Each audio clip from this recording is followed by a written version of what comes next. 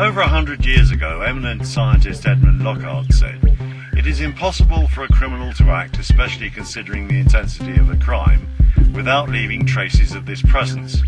It is the job of the modern crime scene investigator to find those traces, to begin the process of catching the criminal. A crime scene investigator has to be extremely methodical in their procedure. It is not as glamorous as the media would have us believe. CSIs do not arrive at the crime scene in sharp suits and fashionable footwear. It is imperative that they wear protective clothing, not only to protect themselves, but also the crime scene from contamination. It is not the first thing that springs to mind, but a crime scene investigator has to be a good photographer. Critical to all crime scenes are the photographs taken upon arrival, with a view to not only depicting the whole scene, but each individual item of evidence. Notes should be made at the time or as soon after as it is possible, not several weeks or months afterwards. Every crime scene offers a vast amount of evidence of crime, evidence that is there to be discovered, detected and processed. The myriad expertise, science, equipment, procedures and technology currently available, and getting better at a rate faster than ever before, provides huge opportunities to catch even the most resourceful criminal. However, one thing to remember, it is the job of the crime scene investigator to systematically gather firm evidence, not to speculate, as this film will show you.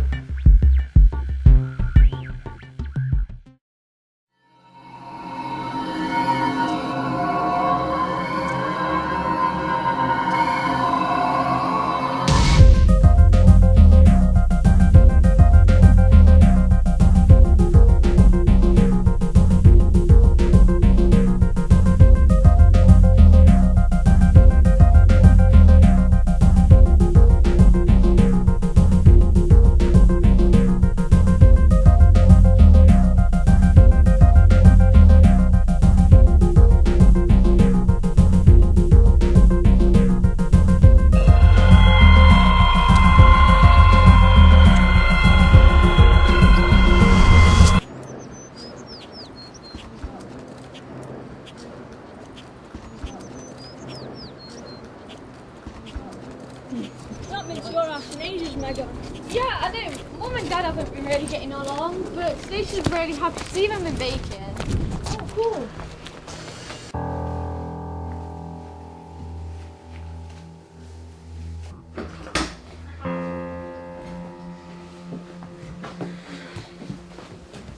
Oh my days, look at this. What's happened? Your house is... Oh mate, your ass a tip. Shut up you, it don't always look like this, it's been trashed. You better go and see if anything's been nicked. We need to sort this out.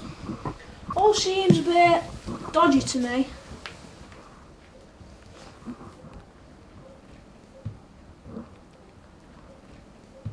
Where's your mum? I don't know, but there's nothing different upstairs or in the living room. Oh my gosh, look at that. That's blood. No mate, you need some rubber gloves on. You'll contaminate the evidence. This is a crime scene. Yeah, it's important to look at the blood spatter. It shows like where it's come from, how far it's fell. What do you mean? If blood falls from a great height, it gains velocity and spatters all over the place. The lower the height it falls from, the less mess. The angle of impact will affect the droplets and satellites too. Like this drop here, it's fallen from a 90-degree angle, so they will get a sphere shape. It could be from blood dripping from a wound. Yeah, this one has fallen from a 30-degree angle, more of a teardrop shape. Spatter from an artery makes a real mess. You'll see evidence of high velocity. Small spatter that have been spread a long way, possibly a knife wound, gunshot or anything that severs the artery will go a long way and cause a lot of blood, called arterial spurts. Yes, I remember now. Get me some string.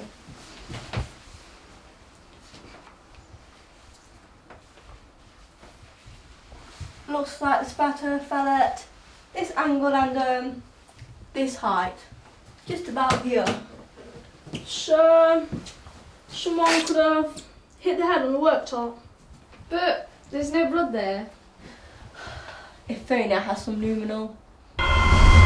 You spray luminol onto the area where the blood has been, or if someone has tried to wipe it off, it may look clean. Luminol attaches to the iron in the blood. It only needs a small amount of iron to show. Then we shine a UV light on it, traces of blood will be apparent, and that's where a lot of criminals mess up. But did they fall? Or were they pushed? Whatever, it looks like someone's tried to clean it up. Cover the tracks maybe? My mum, something could have happened to her. Calm down, you call the police and we'll look for clues. Look, they're here. You can do DNA analysis on stuff like this. What do you mean? You investigate through PCR. They use a process called electrophoresis. DNA is unique to everyone, like a genetic map of who they are. All you have to do is identify the DNA found at a crime scene, match it with a possible suspect, and you have a solid piece of evidence. However, firstly, we need to amplify the DNA as it's so small. That has to be done in a specialist machine, the PCR machine. PCR cuts up a small amount of DNA into different sections and makes multiple copies of them. Remember, these sections will be specific to each individual. Hence, when you look at it, you get different patterns for different people. These different patterns can be seen in the electrophoresis machine. Then you put the DNA sample into the gel in the machine and send an electric charge through it. Smaller pieces of DNA go further, the bigger DNA moves more slowly so it doesn't go as far. Bother, you need cells to do that, and there's no roots on this one. Just here ain't good enough. That's just protein. You can only get mitochondrial DNA from this, which means it only follows the maternal line. Look for one that's been plucked, got some skin on the end of it. That'll give us the cells we need.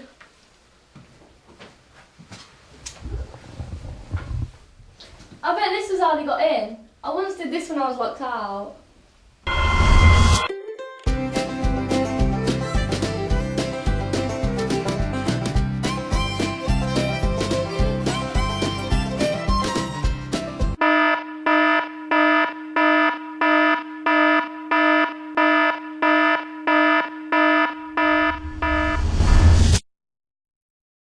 The murder weapon is covered in blood.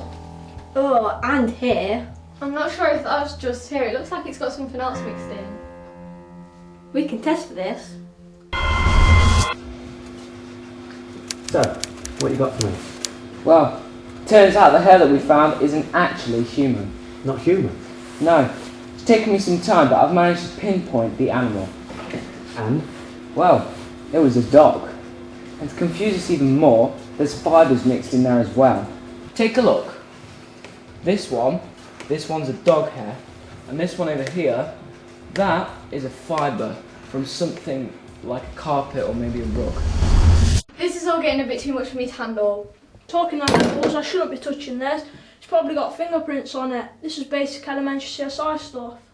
Now, as you can see here, we have 4 main types of fingerprint. The loop, the arch, the composite and the whorl. Now, your job will be to make sure that you dust the carbon really carefully and get full coverage on your fingerprint. Otherwise, it will be difficult to tell the difference between, say, the loop and the composite, or even the loop and the arch. Look, a footprint, and it's too big to be my mum's.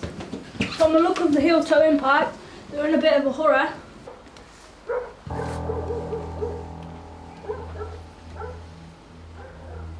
Well, well, well. What's been going on here then?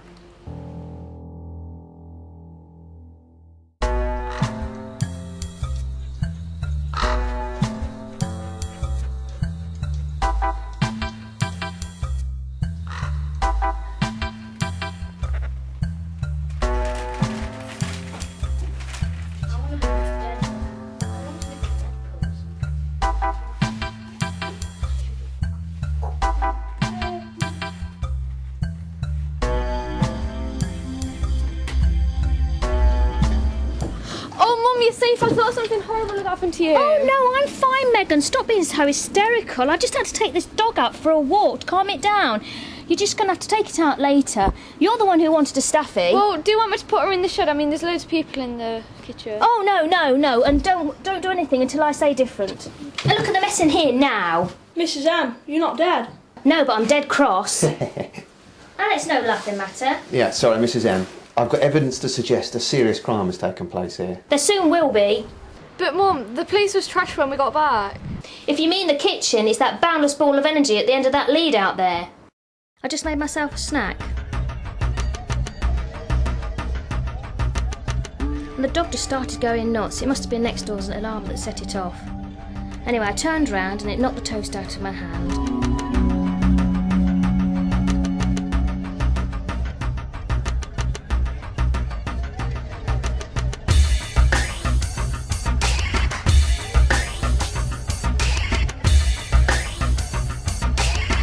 I started to scrape up the mess, but the dog thought I was trying to play, so in the end I thought nothing of it and just thought I'd take her out for a walk to calm her down.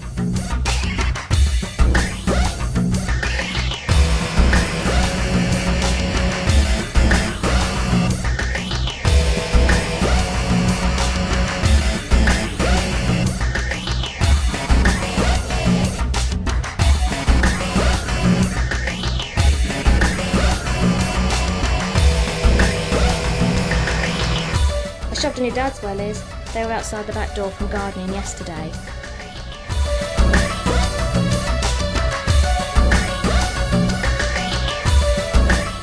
Rushed in for the lead in my jacket and was off, and that's all it is really.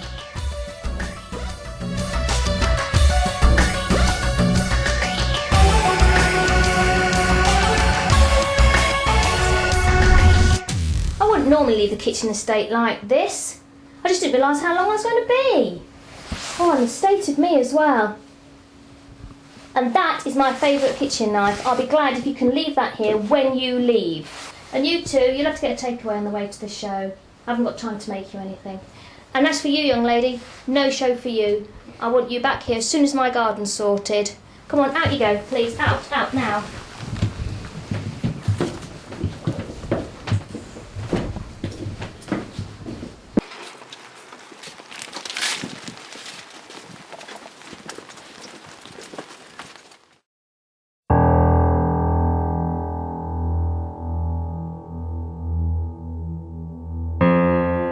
Well, Dad's going to be away for quite a while. I'm just packing his case and his boots. You never know what the weather's going to be like. I don't know why they're so muddy. He doesn't do any gardening anymore. And I won't be picking up the dog till quite late from Auntie Jean's, so I won't have to walk it later.